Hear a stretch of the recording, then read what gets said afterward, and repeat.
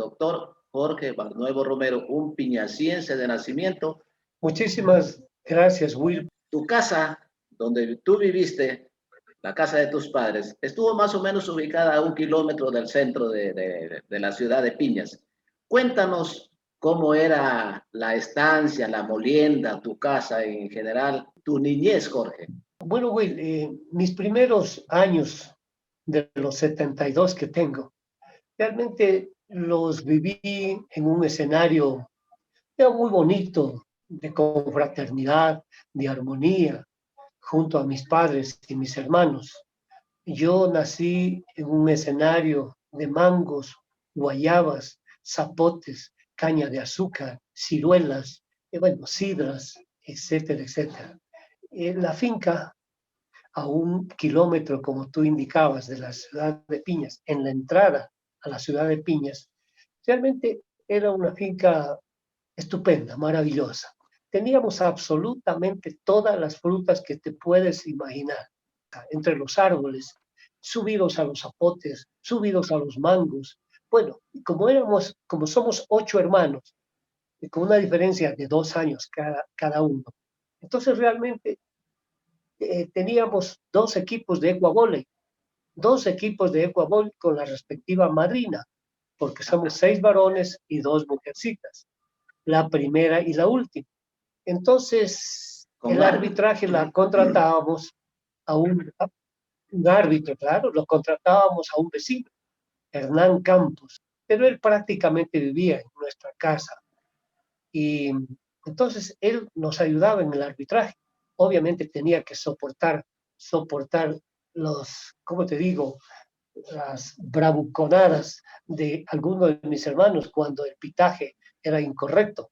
Este árbitro tenía que, cuando fallaba de manera injusta, desacertadamente, creo que tenía que pegar cañaveral abajo para no ser linchado por los muchachos más nuevos, que eran bravos. Definitivamente así era, no le quedaba otra alternativa. Tenía que huir, digamos, por los cañaverales cafetales y por lo menos no sumarse 8 días en la casa. Claro. Sí, entonces, mira, obviamente nosotros desde muy niños participamos en las actividades de la casa, de tú, barrer, llevar el agua, porque no había agua potable. Nosotros, digamos, nos proveíamos de un pozo cercano a la casa. Trabajábamos en la fábrica de panela, que se inició, te digo, la molienda con toros, luego con acémilas y posteriormente uno de los primeros motores a diésel que hubo en Piñas precisamente era el que adquirió mi padre. A los 6 años, bueno, fui a la escuela González Suárez, habían 2 jornadas. Entonces nosotros caminábamos, mira, 4 kilómetros diarios. Salíamos a las 7:30, llegábamos a las 8 a la escuela, retornábamos a las 12 a almorzar y luego teníamos que regresar a la escuela como a las 2 de la tarde y retornar a las 5 de la tarde. Antes del cementerio entrábamos donde había un rótulo que decía bienvenido a Piñas. Claro, entonces, claro. Ese rótulo estaba justamente en la curva del cesteadero. Precisamente en esa curva ingresábamos nosotros a la finca.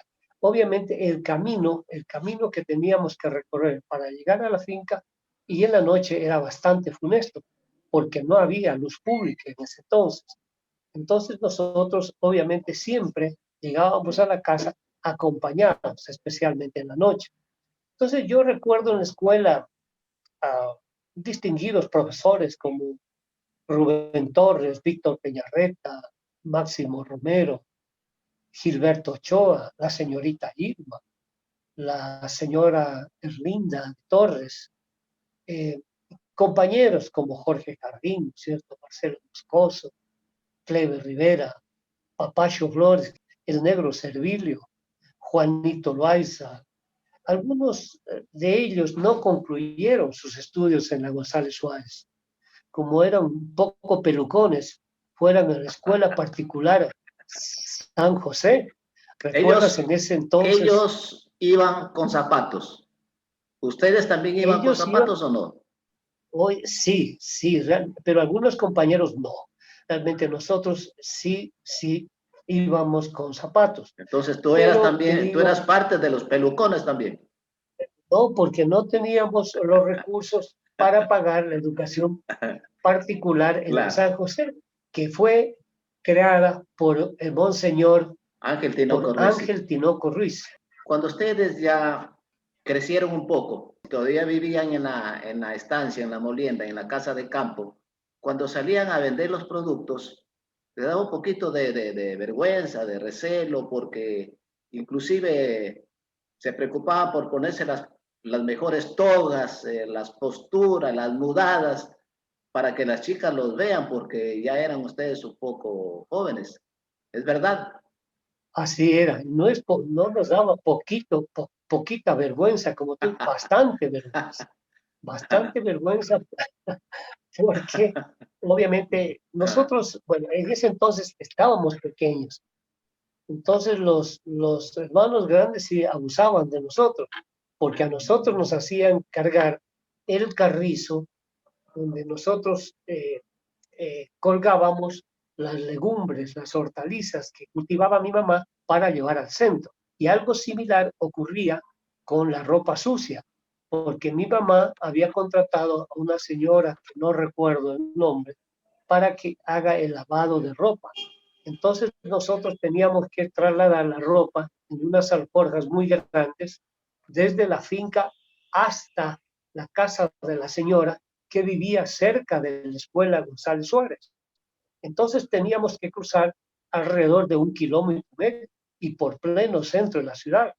Entonces ahí sí corríamos el riesgo de que las chicas nos miren con la alforja o con las legumbres. Los hermanos menores pagaban los platos rotos. Ustedes, los hermanos mayores, en la casa de campo, un poquito como que abusaban de los menores porque habían formado como una especie de industria farmacéutica, porque a los pequeños es que ustedes fabricaban algunas pastillas con el monte gallinazo y los engañaban y les daban a los hermanos menores. ¿Qué hay de Bueno, verdad? sabes que las víctimas eran Osvaldo, Biche y La Chela, porque yo tenía un cultivo de monte gallinazo clandestino, porque mis hermanos menores no podían conocer el sitio donde yo cultivaba esta plantita, que es una planta pequeña. Entonces yo cosechaba a sí mismo furtivamente, clandestinamente, y hacíamos una especie de pastillas, de píldoras, y dentro de ellas poníamos unas hojitas de monte gallinazo. Y obviamente engañándolos, les hacíamos tomar esa pastilla. Y ya te puedes Son, imaginar claro, las consecuencias que eso son, ocurría. son Y te travesuras cuento, de niños, ¿no? Jorge, y pasando sí, ya a la juventud, ustedes terminaron la primaria y el colegio 8 de noviembre, iniciarse en 1963, y ustedes tuvieron que hacer sacrificios. sí, lamentablemente cuando nosotros terminamos la primaria, en Piñas no había colegio secundario. Entonces, digamos, para los padres de familia era muy difícil. Mira, nosotros éramos 7 hermanos. Entonces, enviarlos a Cuenca, a Loja, a Quito, a Guayaquil, era extremadamente oneroso. Entonces, había la opción del colegio 26 de noviembre. Entonces, mira, nosotros para estudiar de lunes a viernes teníamos que viajar el día domingo. Yo recuerdo, yo tomaba el mixto del señor Orellana, que viajaba de Piñas a Portobelo el domingo a las 2 de la tarde.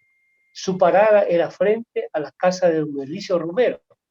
Entonces ahí tomaba el carro, llegabas a Portobelo y de ahí tomaba una chiva, de las chivas comunes y corrientes, y me trasladaba a Saruma.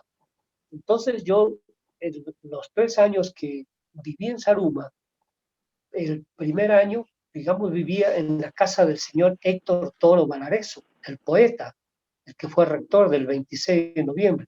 Él era casado con Amadita Loaiza, de origen piñaciense. Entonces, además, tenía una vinculación con mi papá, porque era pariente, mi papá Barnuevo Loaiza. Mira, yo llegaba el domingo de la noche a la casa del señor Toro y obviamente permanecía en ella hasta el día viernes. Para concluir, te digo, la odisea, el regreso a Piñas. Nosotros caminábamos por una ruta que se llama El Castillo de Zaruma, llegábamos hasta el Pache cruzando canales, había un gran canal que, eh, que transportaba el agua, que movía la hidroeléctrica del Pache. Entonces, cruzar ese canal era muy dificultoso, especialmente para los chiquitos, como Juanito Loaiza, como Lucho Loaiza, que a duras penas avanzaban a cruzar el canal. Y quienes realmente nos protegía un poco ahí y nos disponía y nos ordenaba era Rodrigo Almeida, Chupadita, que le decíamos nosotros. Él era mayor a nosotros, él ya estaba en cuarto curso y nosotros recién en primero o en segundo curso. Entonces, él comandaba ese grupo hasta llegar al Pache. De ahí nos subíamos te digo, nos subíamos a veces, te digo, con el consentimiento del chofer, o en otras ocasiones, ahí ponía primera el carro, el camión, porque tenía que iniciar el ascenso por la nariz del diablo. Y nosotros aprovechando ese, ese pequeño espacio, nos subíamos a la carrocería y así llegábamos a Sarón. Y creo que el municipio aportaba con algo para que los estudiantes tengan mayor comodidad, mayor facilidad para el transporte. Y cuéntanos, Jorge, ¿cómo era el equipo de indoor que ustedes habían formado entre los compañeros de Piñas? Bueno, nosotros, como obviamente vivíamos de lunes a viernes en Zaruma, entonces teníamos un grupo significativo.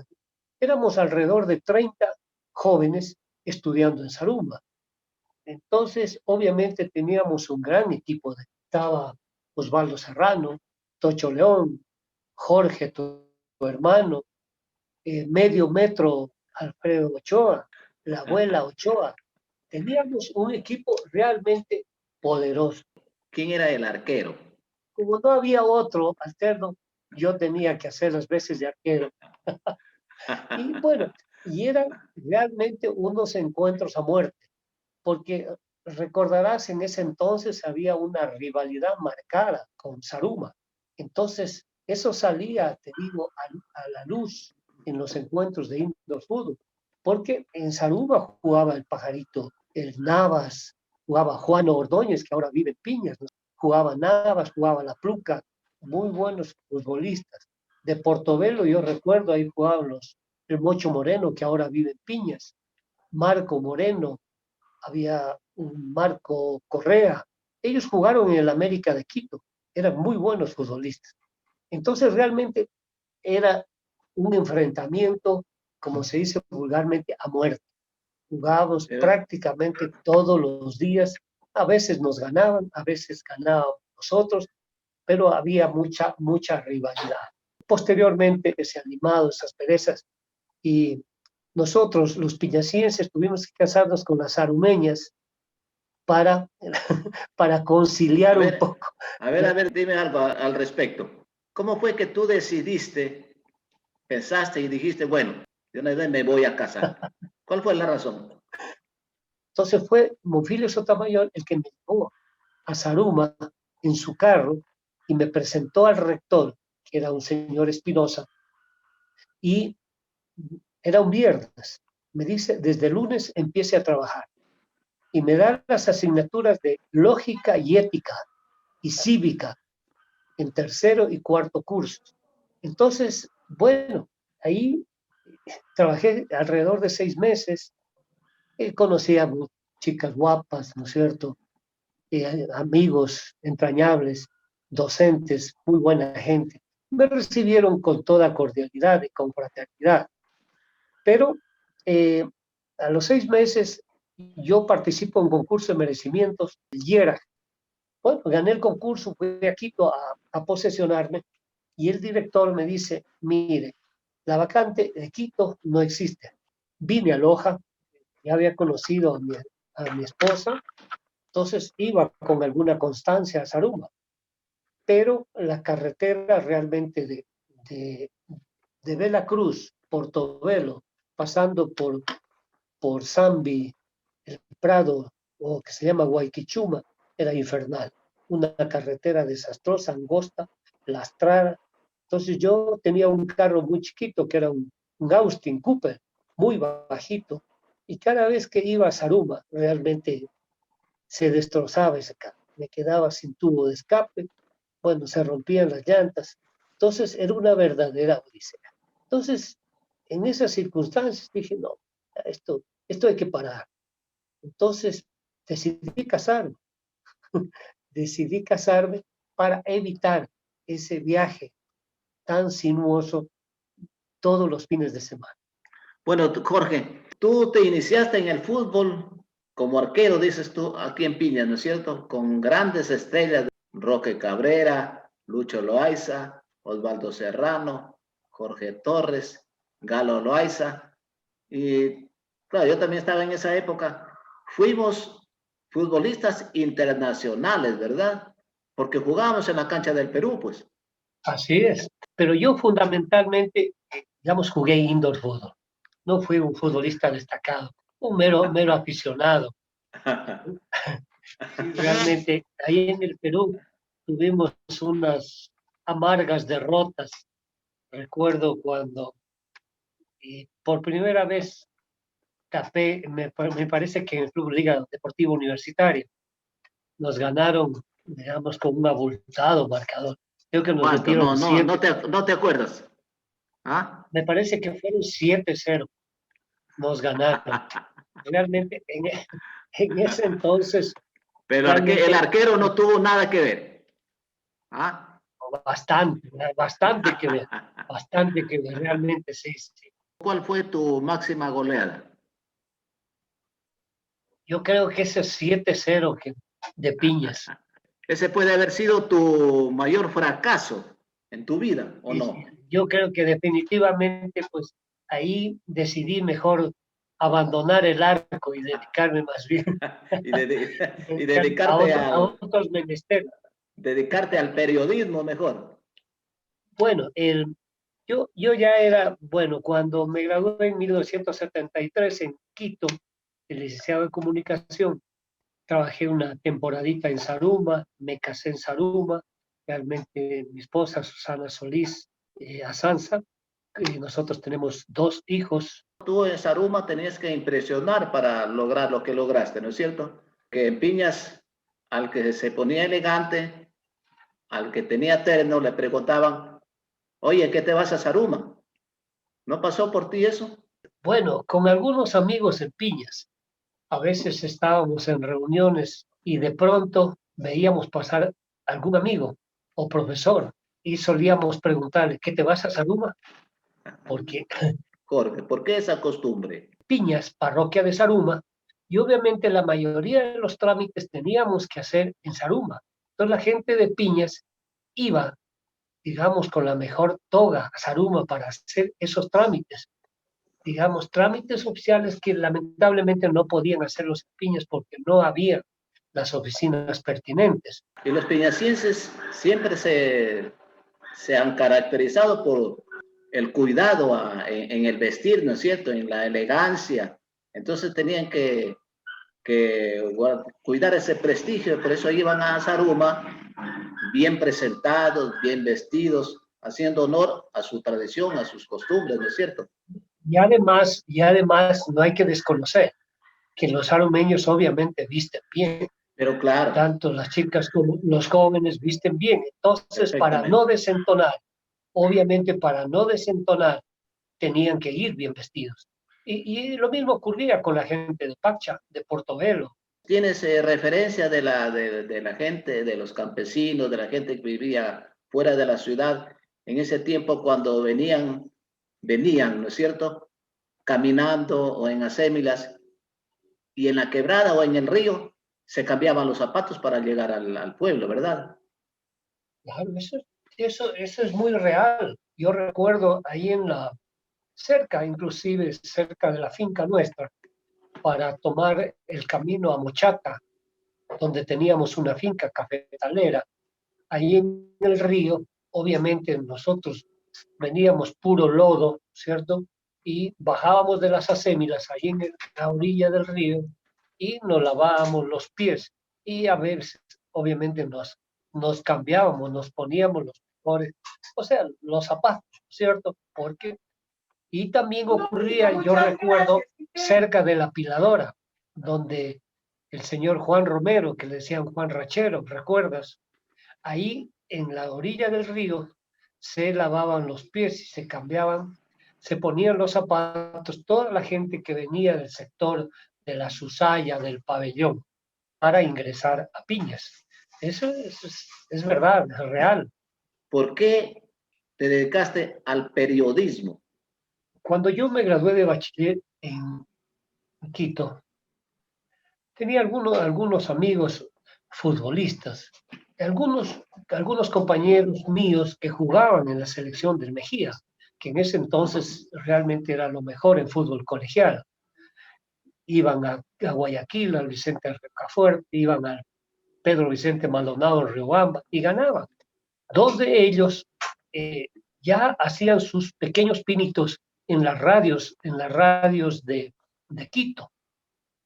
Después de un poco tiempo incursionó Fabián Gallardo, ¿no es cierto? Él era estudiante de economía, pero obviamente más pudo el fútbol que la economía. Tú sabes, eres un excelente profesional, digamos, del periodismo deportivo. Entonces, con todos estos antecedentes, realmente yo no he sido bueno, te hablo sinceramente, para las asignaturas exactas. Yo más bien me orientaba a las asignaturas sociales. Me gustaba leer, me gustaba conversar. Entonces algunos amigos me dicen, ¿por qué no sigues comunicación? Era una carrera muy nueva y le decía en la escuelita del bosque, porque lo único que recibíamos era una formación eminentemente teórica. Apenas teníamos 4 aulas. Yo recuerdo nuestro director de la carrera, el doctor Blasco Peñarrera, ex vicepresidente de la República. Yo tenía amigos, entonces quizá por estar junto a ellos, estar más o menos en ese ambiente, yo incursioné, me matriculé en la carrera de comunicación social. En ese tiempo se llamaba Ciencias de la Información. Como dirigente de la gran institución, la Liga Deportiva Universitaria de Loja, y los triunfos, las alegrías que tuviste cuando, como dirigente de esa institución deportiva, eh, tuviste en los partidos internacionales, muy importantes. Algunos compañeros administrativos y docentes empezaron a trabajar un poco para conformar un equipo de fútbol de la universidad. Por eso se llama Liga Deportiva Universitaria de Loja. Entonces, logramos que las autoridades universitarias realmente auspicien, apoyen. Entonces, como en la universidad tenía, pues vos recuerdas, su propio estadio, ¿no es cierto? Teníamos la carrera de cultura física, el departamento médico. Entonces, fue realmente fácil estructurar un equipo de fútbol, porque teníamos el escenario deportivo, teníamos médicos que nos ayudaban realmente en el equipo, teníamos entrenadores de las divisiones inferiores, eran los profesores de cultura física de la universidad. Entonces fue duro, mira, primero el ascenso, el provincial, luego el zonal a nivel nacional y logramos el ascenso al grupo B. Y en la B estuvimos, creo que 3 temporadas. Y llegamos a la categoría A. Y nos fue muy bien porque llegamos a la Copa Sudamericana. Nos tocó jugar entre esos partidos con el Nacional de Uruguay. Jugamos en el Estadio Mundialista Centenario en Montevideo. Y tuvimos la suerte de ser el primer equipo ecuatoriano que ganaba en canchas uruguayas. Un triunfo destacado por la prensa uruguaya. Luego fuimos a jugar con River Plate en el Monumental en Buenos Aires. Nos ganó River Plate Fuimos también al Morumbí, a Sao Paulo, jugamos con Sao Paulo, empatamos 0-0 y luego nos tocó jugar también en Venezuela, en Barquisimeto, con me parece que es el Deportivo Lara, le ganamos allá. Son grandes experiencias, Jorge, y grandes satisfacciones a la vez. Y todo esto realmente, claro, por tu capacidad, por tu experiencia, tu voluntad de trabajo, tu responsabilidad, pero también por la oportunidad que te dio la Universidad Nacional de Loja. Háblanos de la gratitud que le debes a esta gran institución. Yo le guardo, le digo, mucho, como te digo, mucho cariño, mucho aprecio al alma mater lojana, porque me ha dado la oportunidad de colaborar, de aportar, te digo, a la formación profesional, no solamente de lojanos, de piñacienses, de salumeños, de balseños, de toda la región sur del país. Yo también dirigí un ciclo doctoral en Quito en comunicación y formamos profesionales en comunicación a nivel nacional. Te digo, sinceramente, me sumo al aprecio, al cariño y al eterno agradecimiento de tu parte a esa gran universidad, porque yo tuve la suerte y el honor de haber estudiado allí y de egresar de la Facultad de Filosofía y Literatura en esa querida universidad. Ahora, Jorge, vayamos, retornemos a nuestro terruño, a nuestros piñas queridos. Remigio Crespo Toral escribió la novela La leyenda de Hernán. Habla de la paterna heredad, el cariño, el amor que le tuvo a su casa de campo. Prácticamente Toral exalta esa herencia, esa casa familiar.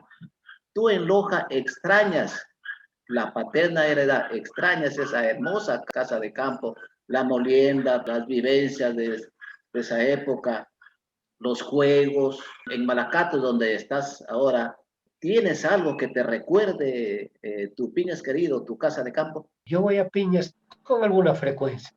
Cada vez que paso realmente por el Cestiadero, me viene, digamos, a la mente lo que nosotros vivimos en esa quinta, porque era una finca hermosa. Llegaba desde el cementerio hasta el río. Yo, ¿cómo será que añoro tanto la finca que en Malacatos yo tengo dividido en sectores mi quinta? Entonces tengo un trapiche de madera y hay unas cañas, eso se llama cestiadero. Cerca de ese lugar tengo unas 10 plantas de café, se llama mochata. Más allá tengo unos guayabos, se llama la taringue. Y así, entonces, tú caminas por el sendero de mi quinta y te encuentras con realmente con esos sectores que quieren emular lo que yo ¿Tienes, viví. tienes un piñas chiquito allí? Tengo un piña chiquito. Yo tengo una quintita más o menos de 2000 metros, entonces suficiente. Tengo árboles de mangos, tengo caña de azúcar, tengo aguacate, tengo zapote, tengo sidra, bueno, mandarina, Mandarina, dices. claro, sin alusiones personales. Dice, dicen que no hay que mentar la soga en casa del ahorcado. Bueno, tengo varias variedades. Entonces, realmente, la finca del Cestiadero quería trasladarla en miniatura a Malacates. Y lo estoy logrando, porque me divierto mucho, paso día entero regando planta por planta, cosechando, cosecho papaya, bueno, sidra, bueno, tú sabes, la sidra que nos vendía don Modesto Toallas, la Claro, sidra, ¿te acuerdas? los rayados de sidra. Realmente añoro mucho la finca, quiero mucho a Piñas. El modo de hablar nuestro, ¿no es cierto? Nuestras expresiones, muy comunes con la de los lojanos. Si has comentado, han comentado, han tenido la oportunidad de conversar acerca de eso, de la manera de hablar de nosotros, de nuestra región. Tenemos mucha similitud en la gastronomía, en la forma de hablar, en la forma de comportar nuestras actitudes cordiales, amables, hospitalarias. Eso es propio porque la parte alta, como tú sabes, era parte de Loja. Loja llegaba hasta las Islas Jambelí, el Cantón Santa Rosa, Zaruma, Piñas, eso era Loja, nuestros antecesores. Ellos vinieron a estudiar acá, me refiero al doctor Juan María Loaiza, al doctor Alfonso Loaiza, al doctor Bienvenido Gallán, ellos son graduados aquí en la Universidad Nacional de Loja. Claro, claro. Entonces, ya, claro, inclusive nosotros religiosamente pertenecíamos al obispado de Loja. Y realmente Piñas tiene una muy buena imagen aquí en Loja.